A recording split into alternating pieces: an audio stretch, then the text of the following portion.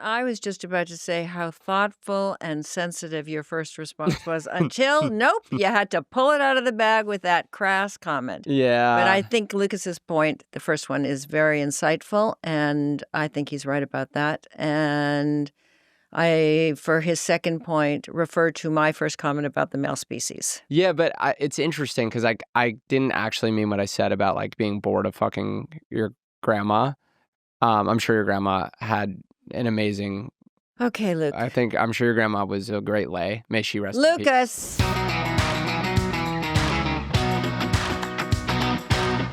Welcome to We Don't Know What Yet, a podcast with me and my mother, Wendy. This is me, Lucas Zelnick. This is my mother, Wendy. Wendy, Mom, welcome. Nice to see you again. Yeah, good to see you again. Okay, yeah. Or for the first time. We don't know how we're going to order these things, but what you should know is we're figuring out this podcast. It's a mother, it's a son. She's honest to a fault. I am me. And she's a good advice giver. So one thing we're going to try to do is we're going to open up each episode. We're going to have our fans, listeners, people that know me from the internet write in and ask for advice. And I'm going to let my mom take the lead because she's a good advice giver, and I'll chime in as well. So we're going to kick today off with I'm so on the fence between these two. They're both good. Let's do this one. Let's see how this goes. Okay, so basically, my grandma passed away in 2022, and about 6 months after she passed away, my grandpa started dating again. And for the past year, he's been dating this woman, and they're pretty much living together at this point. Like, they don't live in one house together, but they kind of just alternate going to each other's houses, and they're always together, and so they're basically living together. And it's kind of hurtful for me because I feel like even though it's been almost 3 years, it still feels kind of weird because he started dating about 6 months after my grandma passed away, which for me was just very quick because I know that for me, I definitely didn't move on after 6 months. And then it just felt weird, like for him to be married to this woman for 59, almost 60 years to move on in 6 months. And my mom and I kind of get into disagreements about it because she thinks that he, should move on and have his life and live his life. Whereas I'm like, it just feels kind of bizarre and kind of like a trait, like kind of like he's betraying my grandma in a way. Even though it's been a while, and I know it's what my grandma would want for him because she wouldn't want him to be, sad. But that's kind of, I don't know, my mom and I kind of disagree on that. So do you have any thoughts on how I can kind of deal with this and get over it, and also kind of not be upset at my grandpa because now I'm kind of mad at him for like doing all this stuff, even though he has every right to, but I need your help. Thank you. Okay. Wow. Well, first thing I have to say about that is, have you met men? Men just can't be alone. That doesn't surprise me in the slightest bit that he's already moved on after 6 months. It's not in any way a reflection of how he felt about your grandmother or their marriage or anything else. It's a reflection of the fact that he's probably hungry. Somebody needs to cook for him. Somebody needs to clean the house for him. And he needs to have the sound of somebody else's voice. So the first thing I would say is, when I see people who lose a partner, typically the women stay on their own for some time, and men within 6 months tend to move on. And that's just a reflection about the species in general. And Okay, I did not sign up for a men-bashing podcast with a haram of feminists.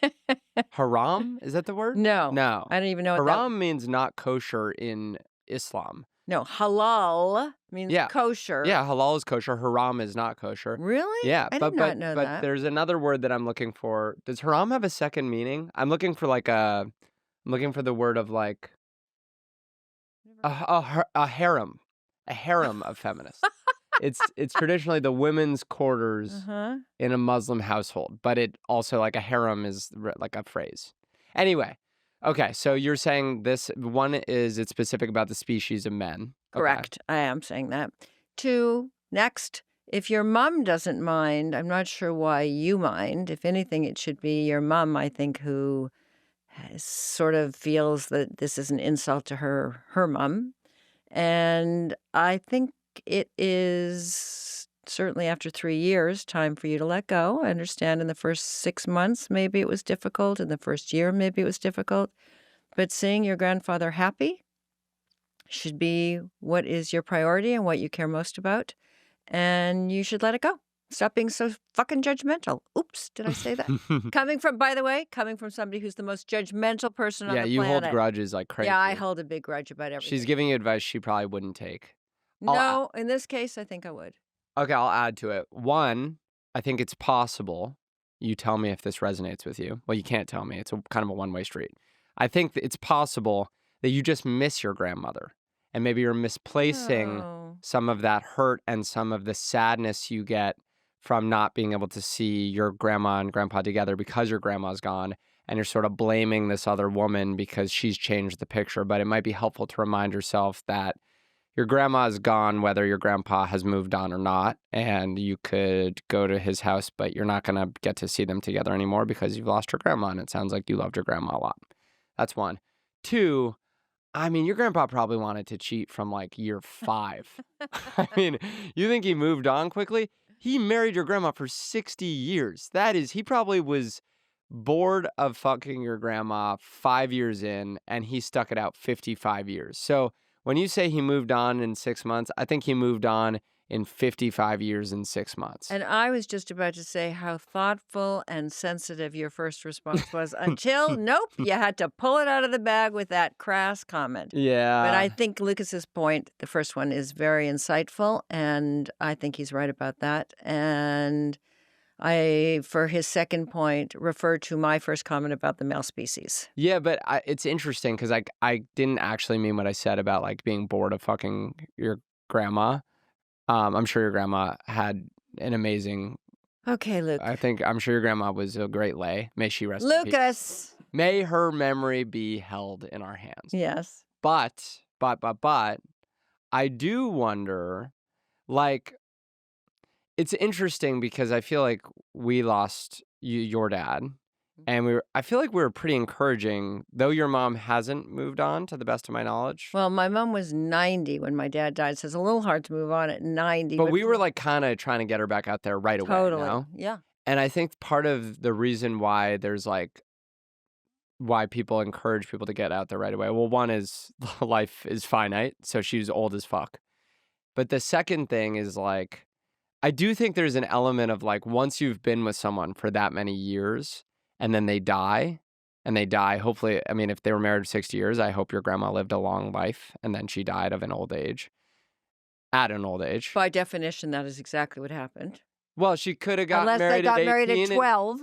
18 and then died at 78. That's like, 78's not the longest life, Okay. but hopefully they got married at like 30 and she died at 90 or something more like that, and that would be a long life. Right. Then I feel like there's part of it where it's like, you're allowed to move on quickly because the implication is that there was a real closure to the last relationship because you saw it through and you stayed together all these years, and there's something final about they're dead and you had all that time with them and it was amazing, and that chapter is over whether you like it or not. So quick, let's turn the page and start over. Yeah, and old people are horny. People don't know this about old people.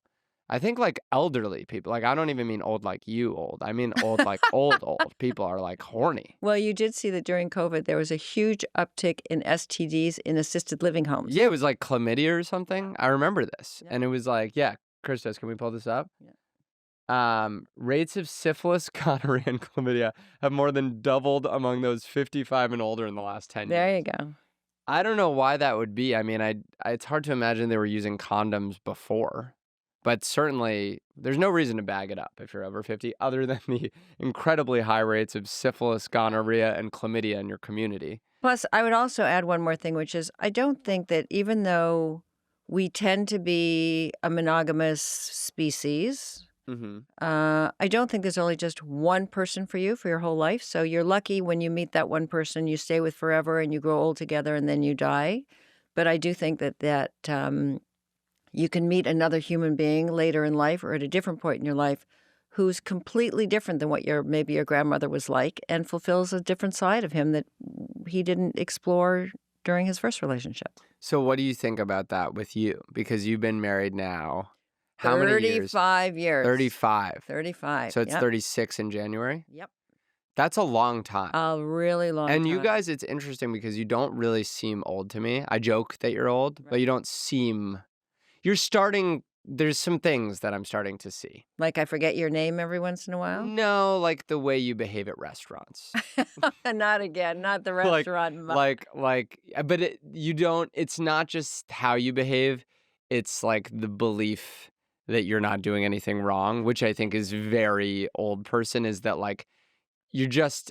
It's a little bit of a miss. There's a bit of a gap and you can't clock it and you can't see it. And that's like a first sign. But for the most part, like socially and vibe-wise and actively, you don't feel that you've sort of crossed that plane for me quite yet. Right. Um, That's a relief. but I do wonder, do you think about, or have you and Dad talked about like when one of you dies, what the game plan is? Yeah, Like, and this is what happens. I say, I know what happens when I'm going to die. You're going to have a new girlfriend in the first 6 months, as evidenced by the caller's yeah. complaint. So they'll What be do you think about you? You think you could move on and find... Do you think... One, I don't know why anybody ever gets remarried. That's the first thing. Because you're just like, why not just have a domestic partner or companion or Well, something? it's not as though you're having more kids at this age. Right. So like, what's the... Why? You'd Why have to get love them so much that it's almost like an important symbol, like a promise. a promise what? That A you're... promise that you love them so much. It's like Can't you just say, I promise I love you marriage a is lot? like mostly a romantic gesture. I mean, it's No, sure, it's like sometimes it's tax a efficient. financial, exactly. Yeah, no, I get that, but I think like there's something romantic about telling someone else that I believe so much in this that to unwind it, I'm willing to incur legal consequence in addition to just emotional. I also think that people get married because it is more complicated to undo, and marriage is really, really hard.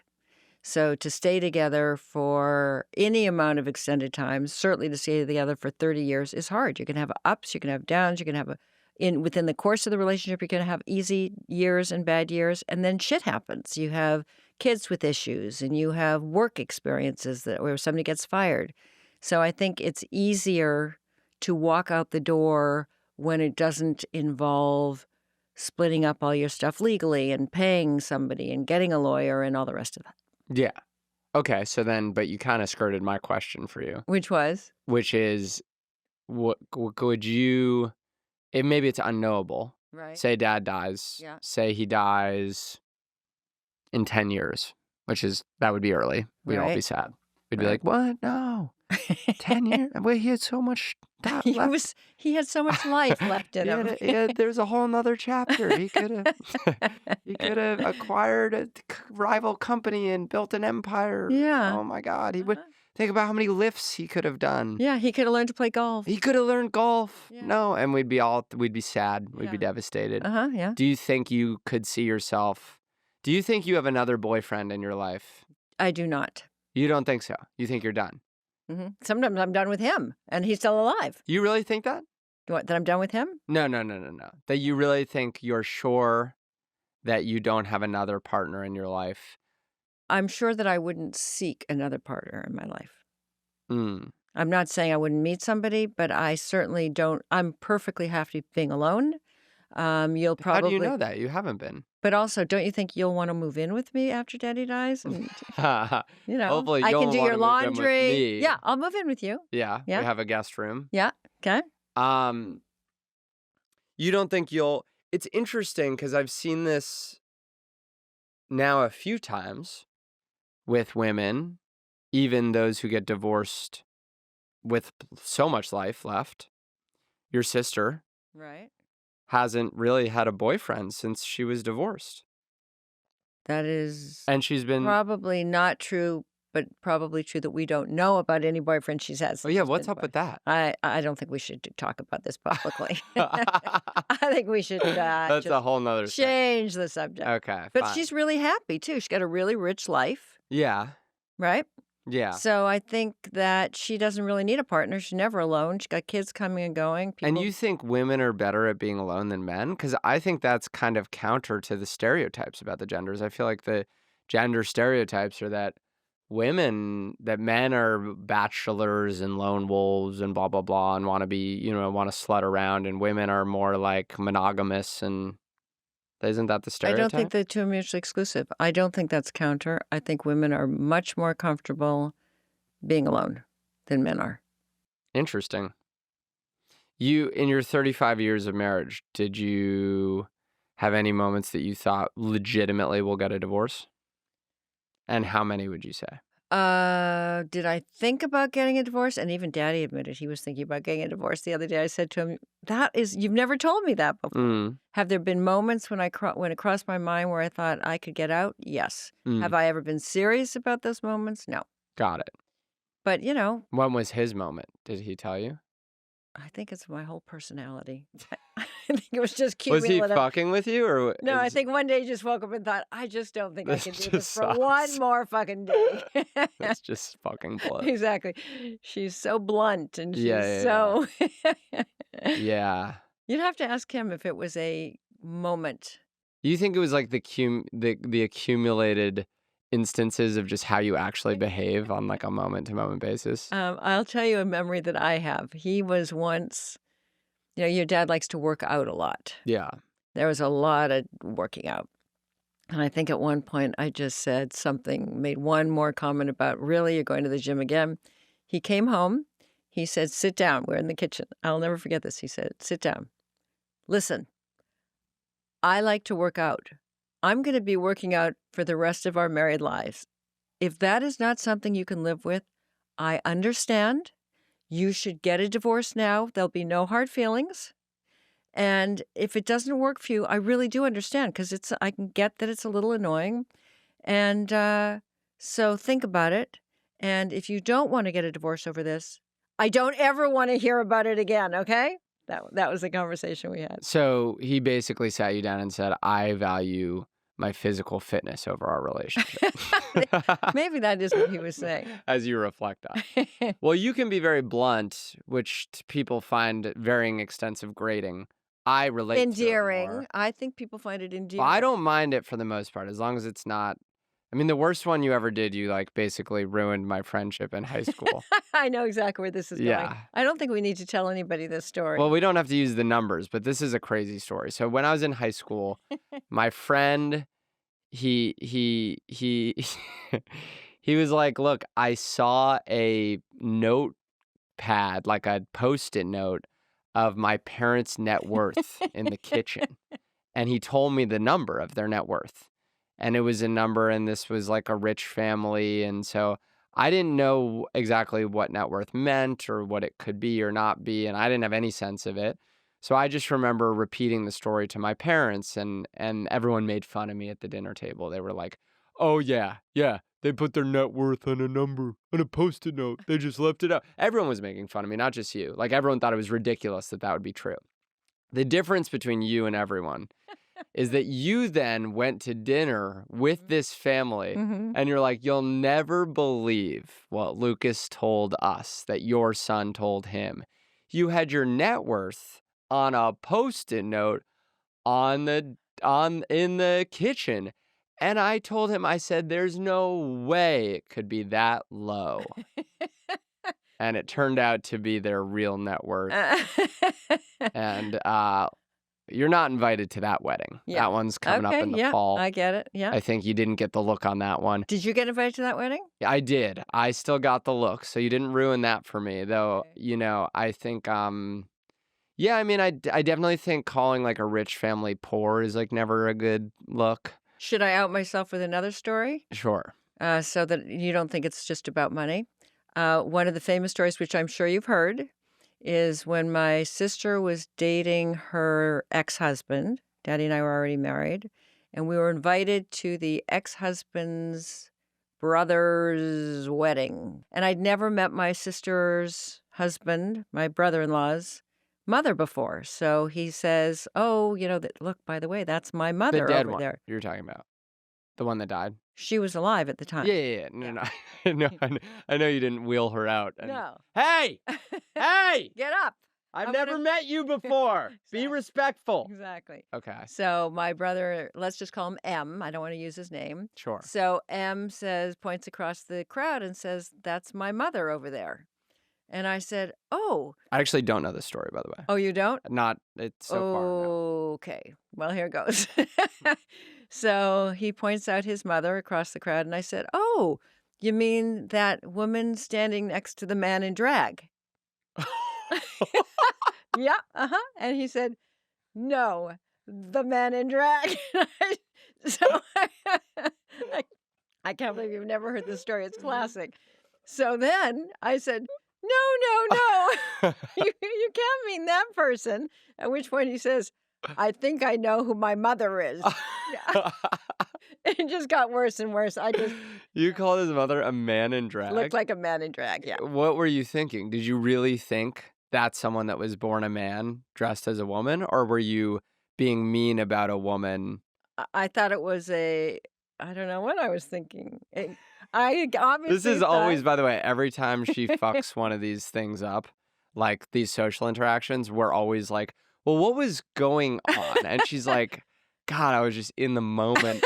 I was just in a flow state. I was so cogent. I didn't even have to think because I knew that that's the man in drag. And this is like constant of you. I remember when I was playing ice hockey, you went to some parent in the crowd. You said, "Oh, the goalie is so bad. oh yeah, That's my son." Yeah.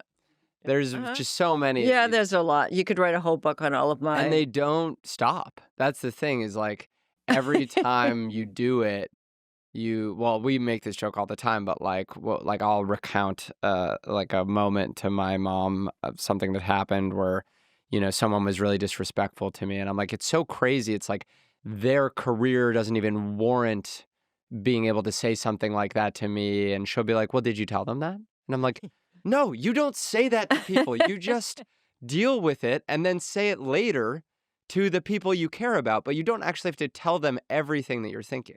That is an alien concept to me. What's going on in there, though? In my brain? Yeah, like when you do it, are you just like, Well, do in you this, just believe that if it's true, it must be plain to them and therefore it can't be offensive? there's an element of that. Yeah. Because that's how I feel I was raised. It's a bit of the culture of the family that like, there's this vague culture in our family that if you say something that's true, it's not offensive because it's true. Do you know what I mean? You're like, well, we're just all transparent to a fault. And the implication is like, well, we're just saying the truth. That doesn't make it malicious or mean. It can't be mean if it's true. And the truth is, that's exactly what makes things mean, is that they're true. There are truths that people wish not to uncover. And when you point them out, that's mean. Well, I will tell you a recent exchange I had with your father where I said something to him which he apparently thought was mean. And I said, "I didn't mean that to be mean. It's just an observation." Mm-hmm. To which he replied something like, "You're a terrible bitch." And I don't mean that to be mean. It's just an observation. Yeah, like an observation is like someone's fat. That's an observation, but that's also mean. Exactly. So where do you draw the line there? I think you have to be less observational. Not here, It's not too in late in life not for in me. this tent we're under. I think this is a good place to let your observations run free. Okay. But maybe you could rid yourself of them here so that you could go out into the world and make people be like sort of willing to spend time with you. You know? You think nobody wants to spend time with me? No, I don't think no one wants to spend time I with have you, but a lot of friends. but you have a lot of enemies too. I do not. You have a lot of people that were once friends that are no longer friends. No, I don't think that's true either. There's one or two people that I admit wouldn't want to see Some me, couples that would never have dinner with you again. but uh-oh. You know that story? I'm not sure I do. Do You I like wanna- started the fight. Oh, yeah. Come Yeah, on. yeah. That was their fault. That was right. Yeah. Okay.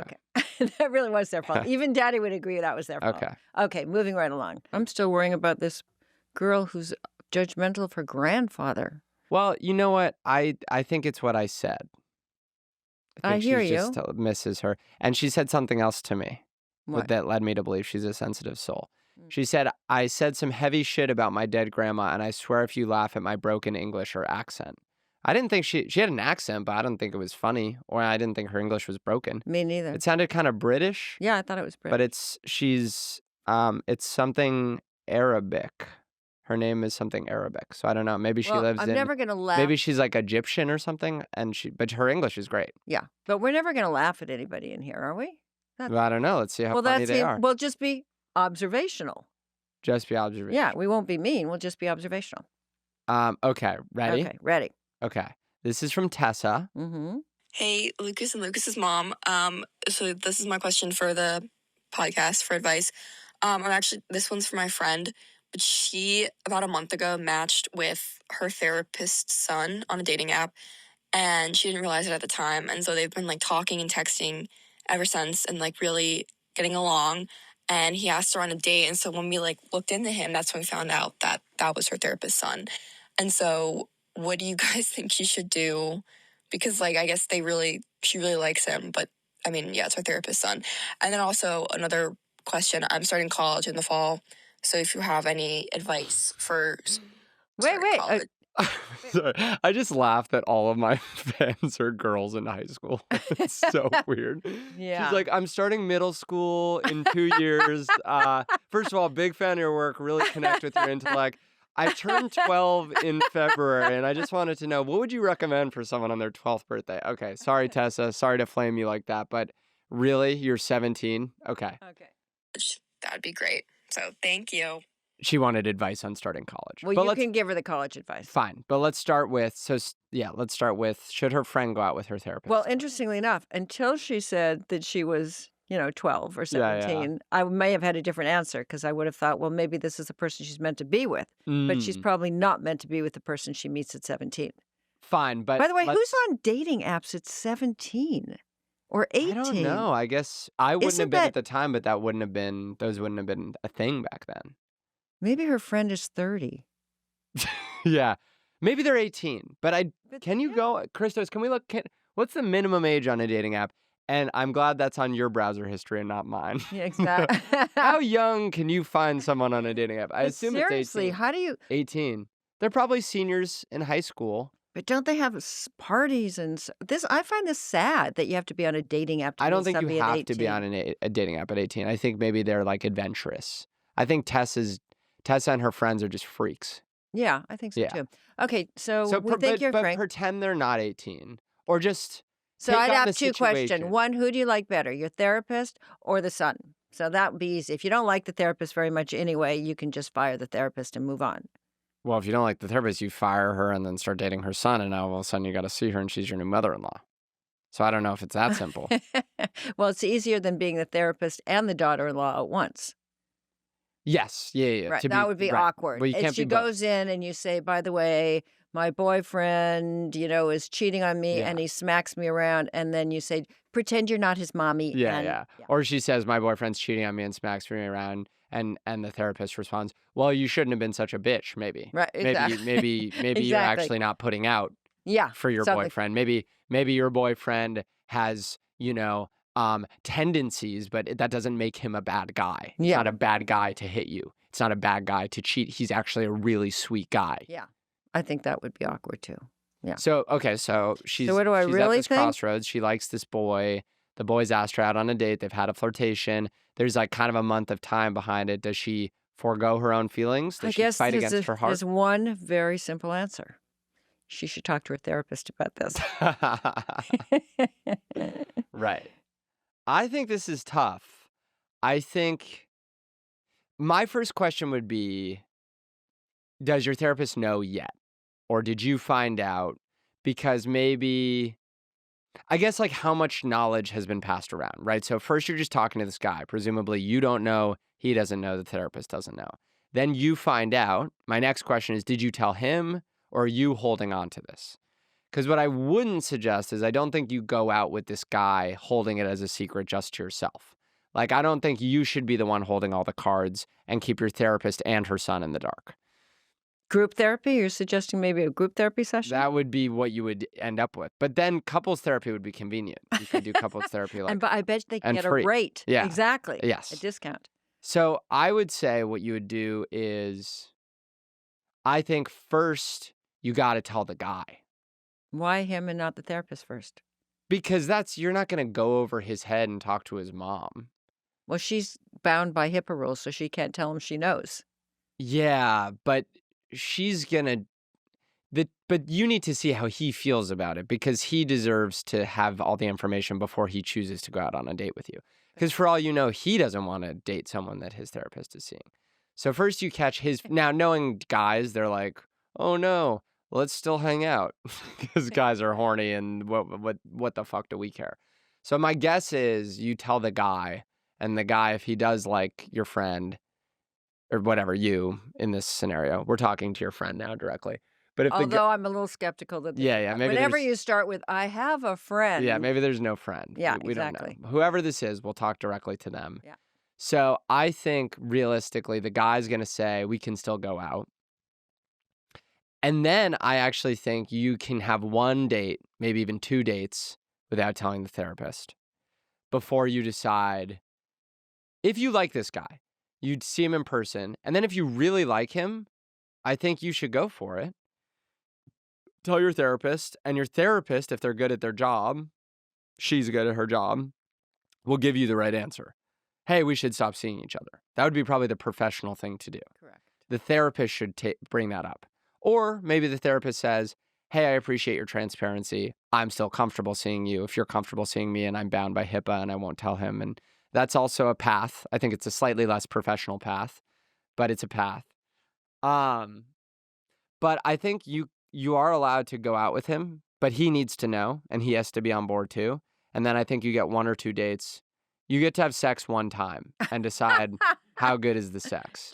And if the sex is good, that's when you got to figure out, like, are we doing this? You know what I mean? I think that the son has to tell the mother he knows. The son has to tell the mother. Yeah, I don't think it's just her responsibility. Where does the son? Well, the son, you have to tell the son. Does it depend on whether the sex is good or not about whether he has to tell his mother? No, you have to tell the son first before you guys go out. He has to do what he will with that information. And once you give him that information, it's his right to do with it as he pleases. So if he says, I want to go out with you and I don't want to tell my mom, then you can decide, is that okay with you, keeping your therapist in the dark? If he says, I'll go out with you, but I need to tell my mom, that's his right. And if he says, I don't want to go out, that's his right. That's what I think.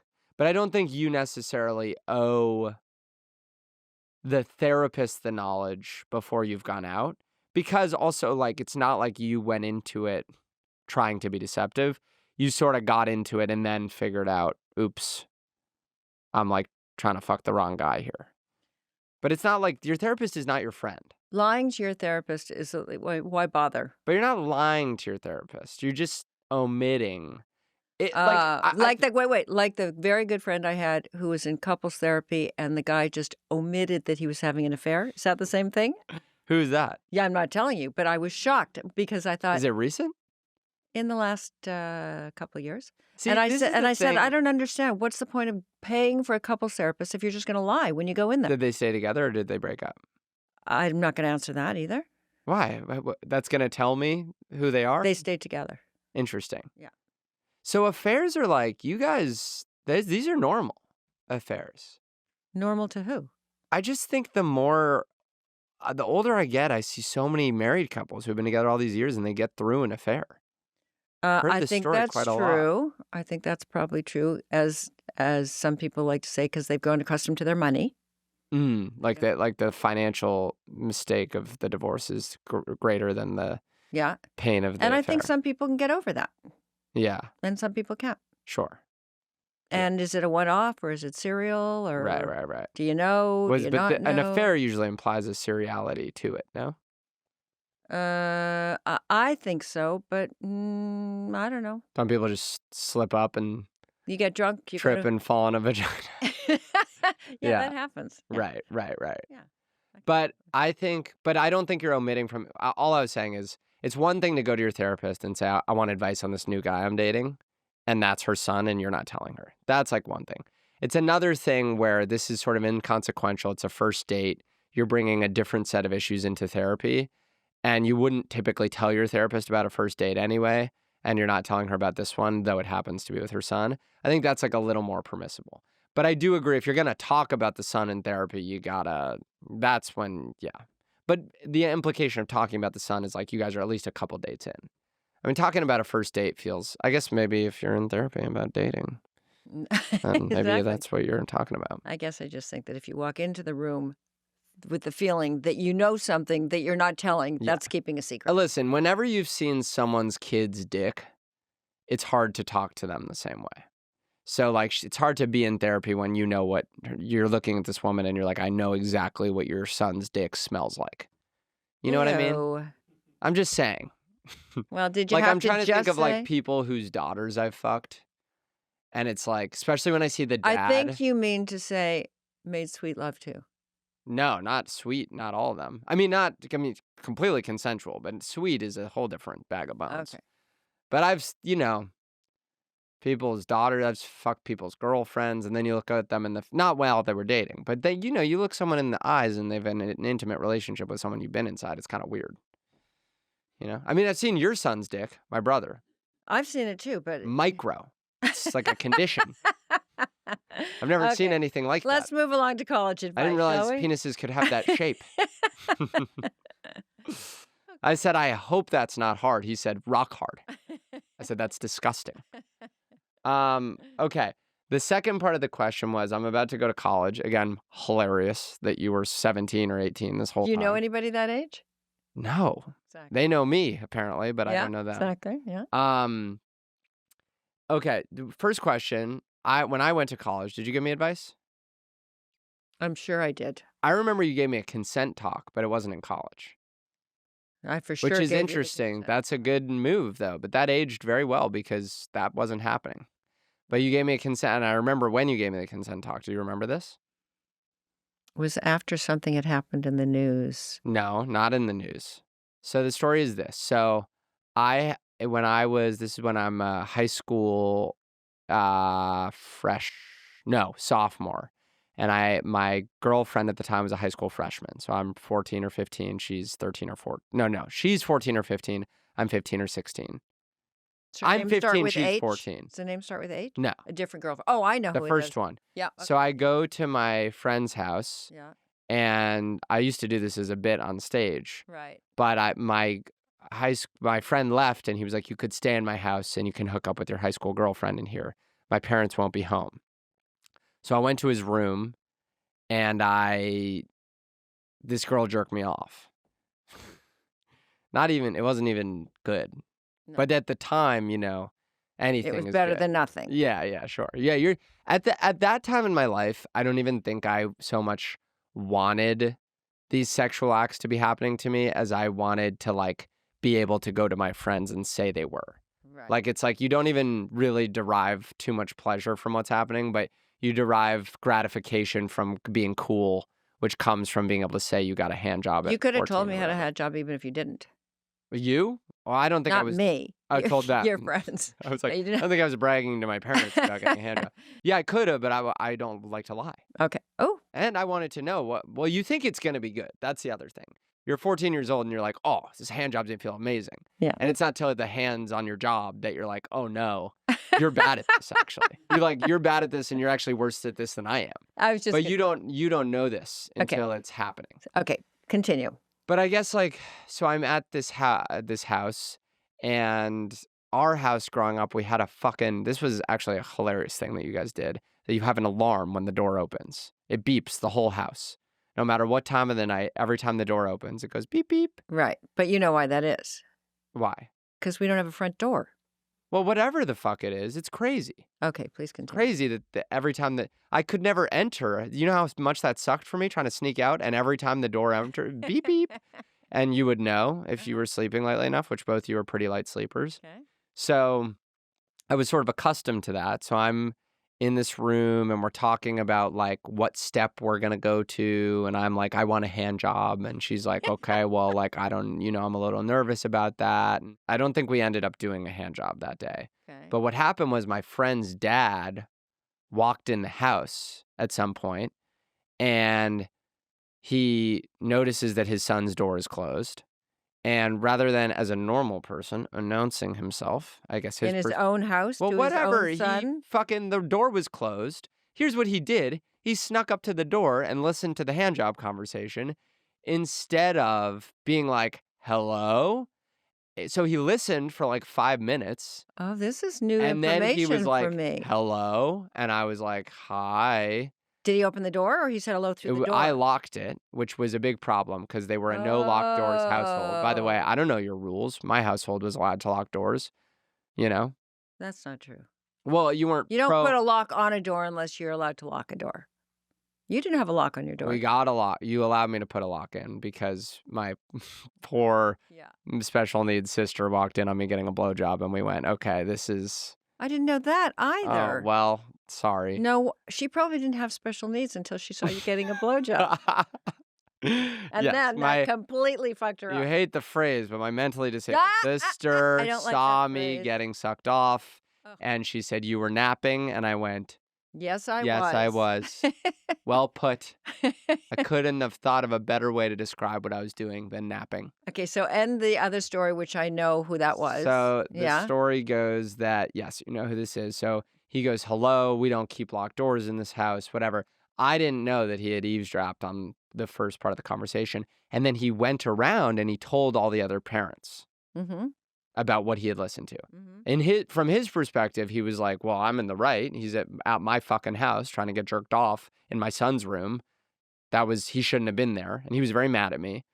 But he went around and told everyone my shit. In humor or, I mean, why was he telling people? He must have been making fun of you. Yeah, he was. But it wasn't so funny to me. Seems kind of funny. I was 14 years old with a hard dick and a dream. It was not so funny to me. Well, let me ask you. And all these fucking important ass people who were part of our growing up scene in New York City all of a sudden knew about this. Yeah, and it was not so funny. And he told you, but you, something I'm very, very grateful for, is you like took this, you clearly don't remember this based on your facial expressions, but you took this as like a sign, like a negative sign that you found me that I was like trying to convince or cajole a woman into doing something that maybe she wasn't comfortable with. And I don't know, like, I think what I did that night was fine. Like nothing happened and there was nothing like, but I think the spirit of being like, hey, I want this. Could you do this? And her not wanting to do it, and it made you concerned. And so then you were like, you were like, when a woman doesn't want to do something, that is not a debate.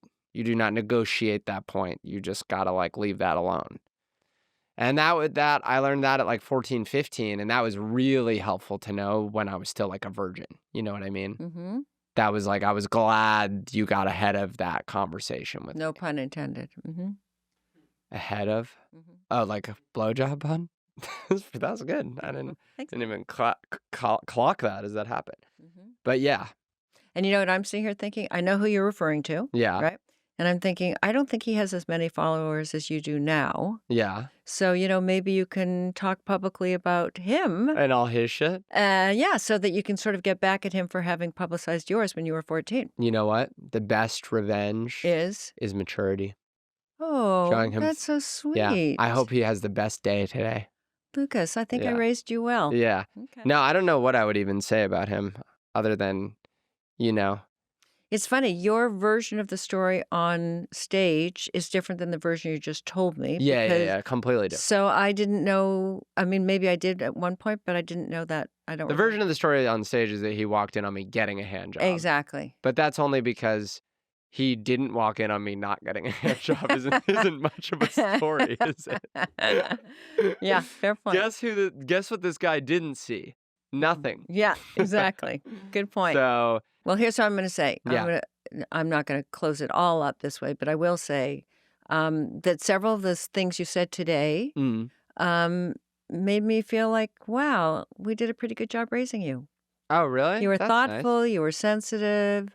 See, you're a good mother because you gloss over like the worst shit I say, and then you like hang on to the nice kernel. I'm desperate to hang on to. Yeah. You see the good in your kids, which is good. Yeah. You're the kind of mother that's like helping the kid bury the body. You know what I mean?